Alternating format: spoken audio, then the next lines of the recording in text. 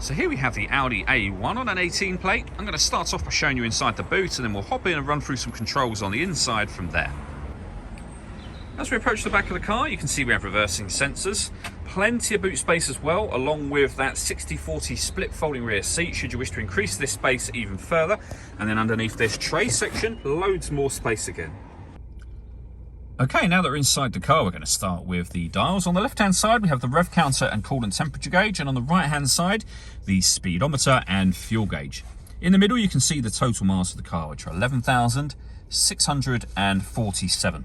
You can change the information displayed directly above that by using buttons on the steering wheel. There are various different menus available as well, as you can see, from your audio through to your phone, and then the trip computer information.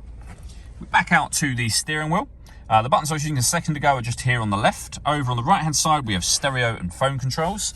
In the centre at the bottom, we've got the cruise control for the vehicle as well. Over in the centre here, you'll see the main screen for the car.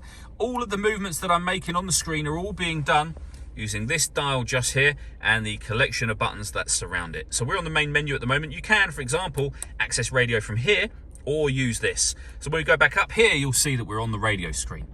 When it comes to music in this car, we have DAB, FM and medium wave radio available to us. You can also access your own music under the media heading just here. And then you'll see we've got an SD memory card input, CD player, Audi's multimedia interface and Bluetooth audio as well. So loads of ways to listen to your music.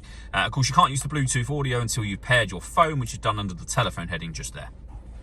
Directly below that, this button turns off the stop and start. This car is designed to cut out in stationary traffic to save you fuel. And we've got our hazard warning lights as well, of course. We then have the CD player, the main volume for the stereo, and the buttons I went through a moment ago.